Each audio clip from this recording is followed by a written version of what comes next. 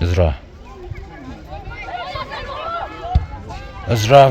ay crossbar pero done by Lua corner.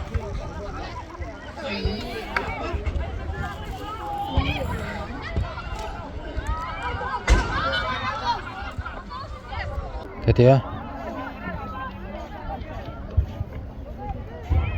Sopte avamoy hand fence de anlo ma tu te ngain ron en chan de an sei shadow niang alu rim chime in khelen tu ron nei hi mo Vawiin hi ka thianpa Rohlupuia Varte la phuah thiam kan Band Vocalist thi champha ania nupui fating khel ron troi oma 442 Football Academy nu le pa ting galarian lo thu thap maya dia nu le pa Patea nu le pa barnato nu le pa tele nu le pa dang dang anunau te thianten anin khel ron troi om boka anin khel ti lukhop mai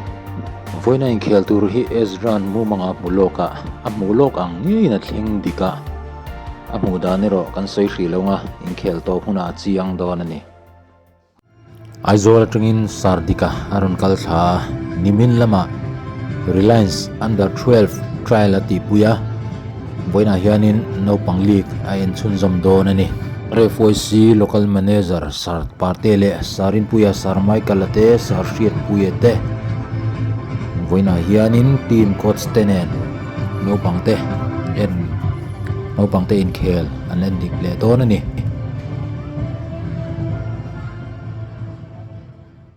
under 14 na top 4 team in khel tur te Kolasib United Academy le Four4Two Football Academy ten dia Kolasib United hi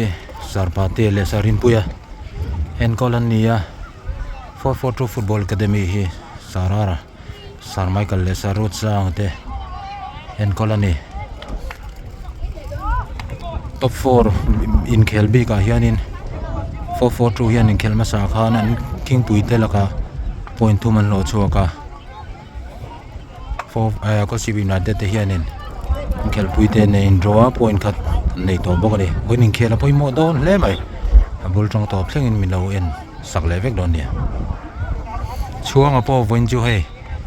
karma sa match khel theilowa inen tira kal nuwa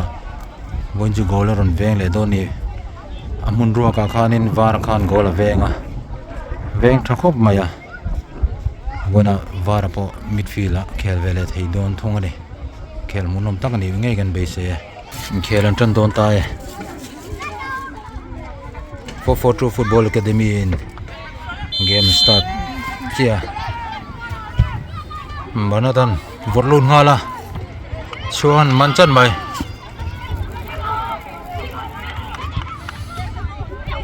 low drive in ronda le da puina khoizewa Ezra malama kalpui dona dungin bola lawa Rinpuia le edian ball vana rom vorlun ngala benana head leda lai lo chi ramsiam lianan keeper ramsiam lian lo man thaini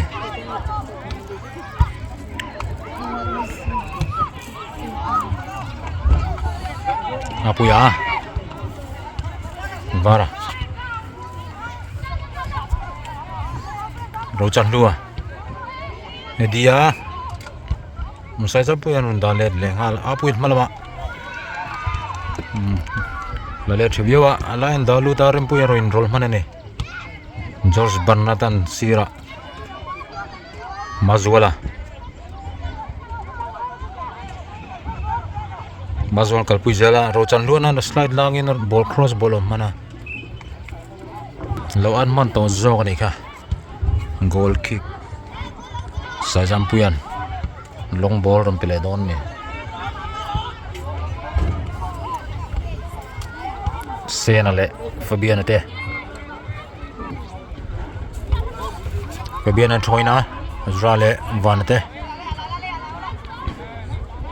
Rinpuia sena vara da chuak man tlat mai Ezra le Rinpuia te Apuia mazuala follow ma George Bernard lal Rohlupuia free kick band don ne sangun jet le dan chuaka edia Rohlupuia edia bawk Ezra vain rola Vara Ezra Sira Sena Fabianan van block thave asa Senan le le ngal ngat khatiang ka mo no mani be dong du lo sa Rinpuia long ball be don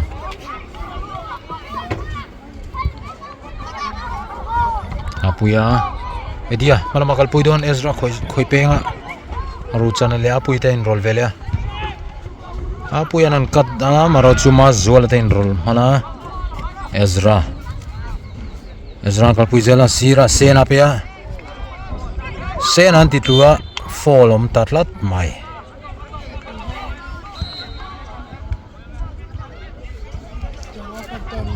Kolasib United in a free kick masber pedona peturin Ezra from Petchuaka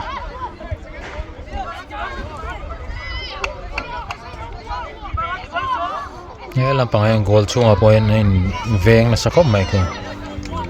free sanun lima ni Ezra free kick asang shretani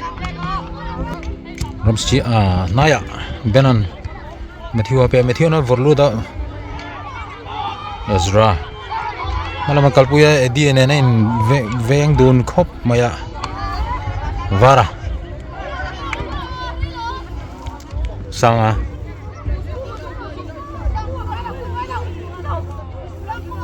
sangan teplud net mcnal khom mai edia somtele edite malama mazualan kalpui thakop mai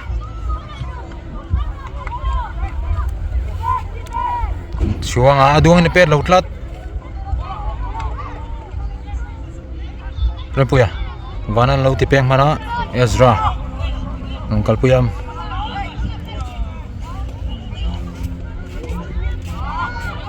pek tuala an enkawl bola lost lat mai sanga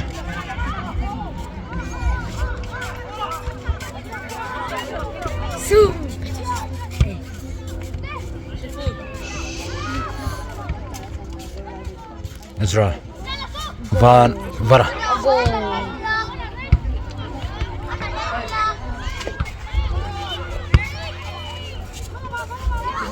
mazuala Apuia sa Rinpuia Sibelena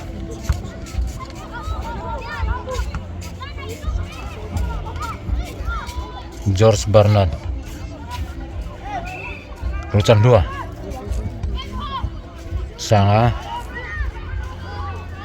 van net mcnal ve mazul George Bernard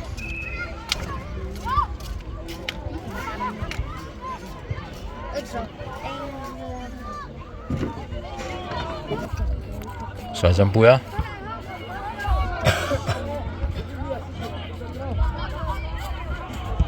Rohlupuia Sena le Rinpuia Fabian Ezra tikel Vara Apuia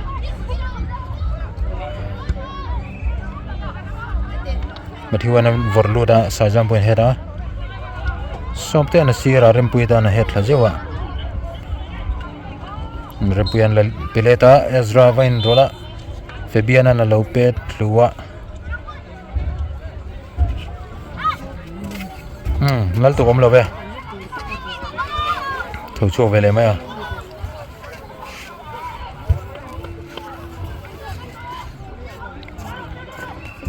Sa champuyan long ball ram pe ka tu mai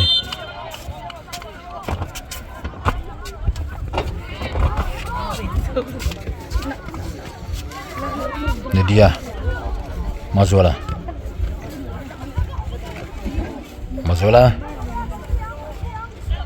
apu yan tep chu thai jo sena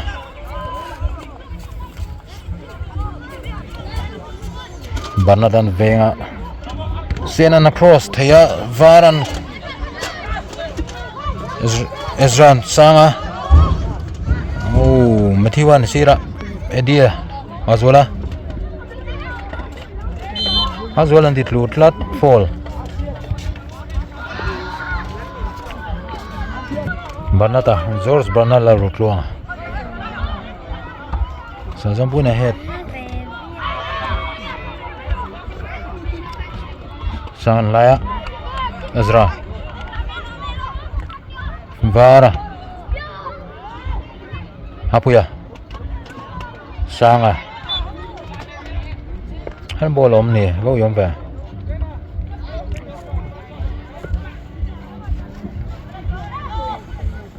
Barnata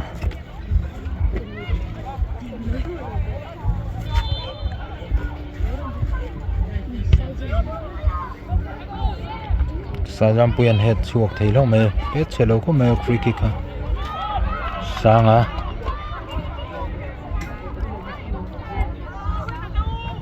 Sanganan change mapuya Apuya Ezra Apuya vara zong mole rem lo chung inam vara khan try to sila chu poi mi lo malen tla chung de ni when he vara thi champha vara pati vara sorry ka sei chol vara pati champha nia apa chu kan thianpa ani kan kom sapom me ben te po kan din ho thina Rohlupuia Varte ani ngaihawm khom me thianpa Rohlupuia te arun sira ding lama Rinpuia Patea Rinpuia cross lui thaya asir ta setani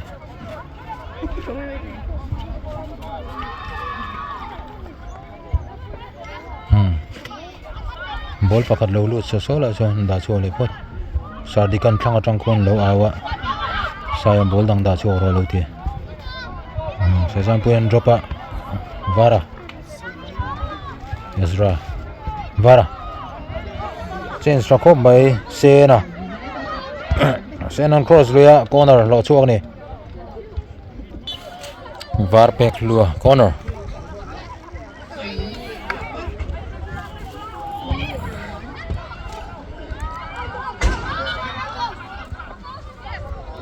Fabian Patea Bena Rochanele Edite Rinpuia Chan som trep Gola khan try chale mai tun tum sai Rinpuia long ball Ezra head le danga vara Apuya Peter han bolom plat Kolasib United free kick pedon ni sai Rinpuia free kick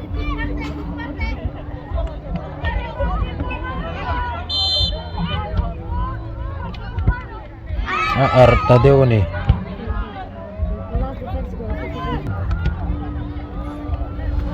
Benan sirat tetepia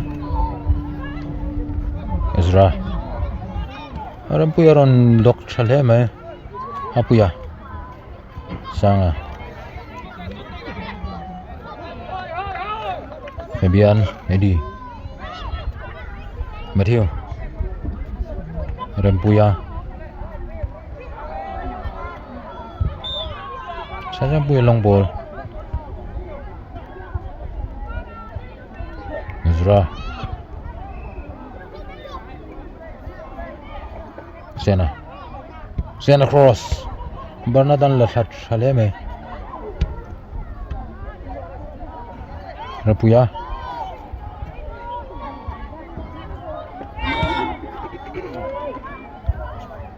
Sante tanat pia deuh hlek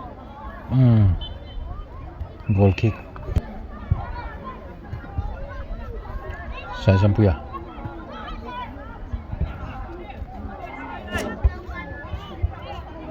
Patea Patea avamoi en non le lok tiang build up khan al te na sira Rinpuia pia Rinpuian somte tan run da phia somtean chan sa hlalo gol poi mo khung tlat avamoi te lu le tunin khela gol ma sabar 4-4 in somte mangin gol ma hruain run khung tlat mai avamoi te lu le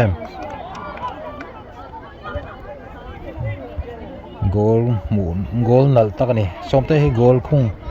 thiam khop maya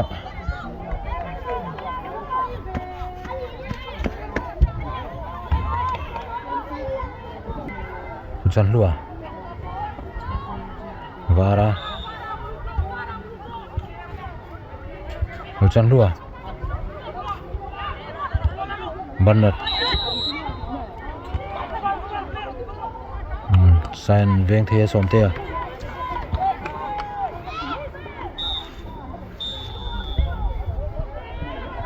chuan pet chuan dung pet chok chelo chu Patea Ezra ti tutlat Sir Rinpuia free kick kona ta head chok thakop mai Rinpuia sira vana ronda chok vara chansa nei dorem banatan malama idea apuyan tackle thalutok sena apuya sena bawk bethiwana veng charjara na puya nena hawa khoi sakthave adian Rinpuia teron lang zak maya Sir Rinpuia na tackle fola ham tlat mai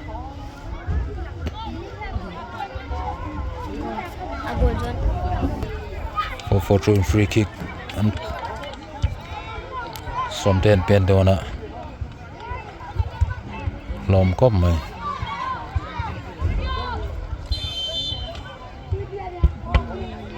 wala per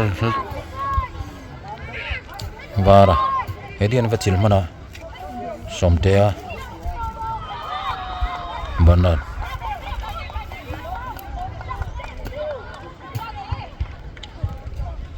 vana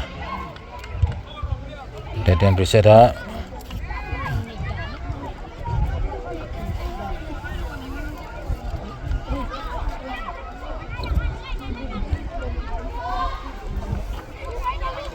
dina rochana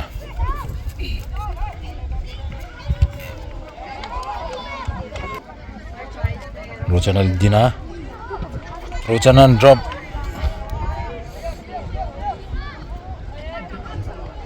adi beda methiwa Ezra dina tanal pe methiwa side out da ruchan lua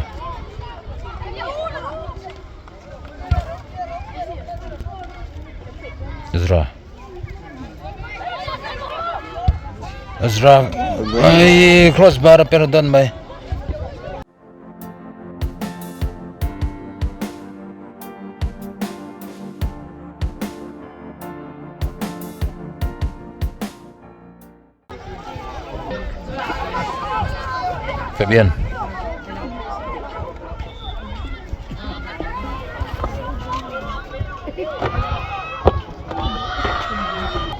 Fabian somte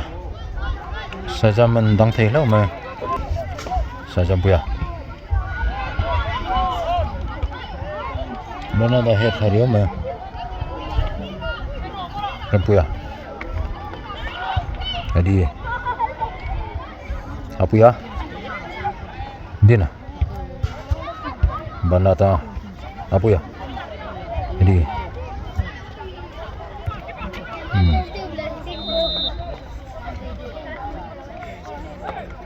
Chuang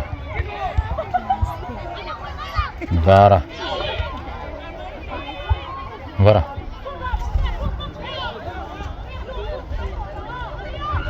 mình mua cái biên ăn lâu đắng thế à cái biên ăn chùa bụi thằng có mấy Ezra nó chùa saka anh tịt lụt lát mấy à phone mà sẽ advantage sẽ pen đi à corner Vara corner Sir Rinpuia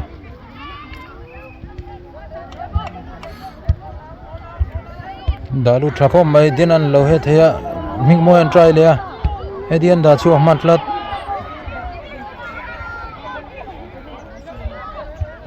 Vara Vara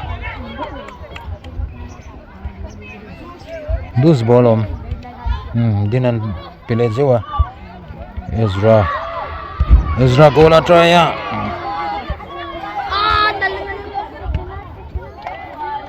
keeper low nem chuak thale mai pachan lua Vara ming moya beran tithario mai corner Vara corner teulut tu thoi phuah te ten malama kalpuina chansanaya an Ezra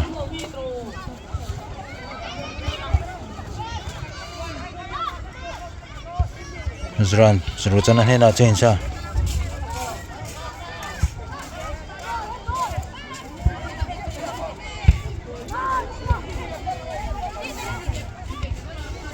jadi apuinen bengat ngat dina athiwa slide out thario somte physio ko lungai tlat mai physio ran tlan lu leta ani spray manga kap seranga thole the meng chumo bula boya ka ko bula no mani hin fel fe khel to tro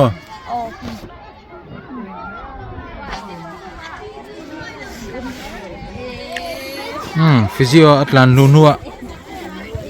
somte khel thele akhele thei mai thei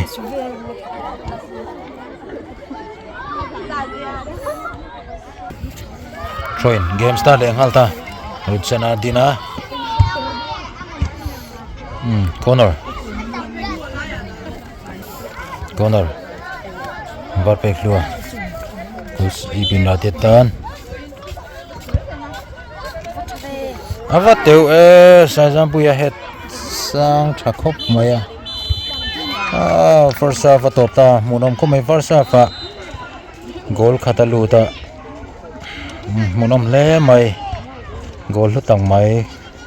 Four4Two football academy nan khunga somte an goal moi zat mai da vakhunga ni khel poi motak ania goina hianin draw apon chak apoi mo ve ni district championship in elna konga kongpoi mo tak anzo wangin bena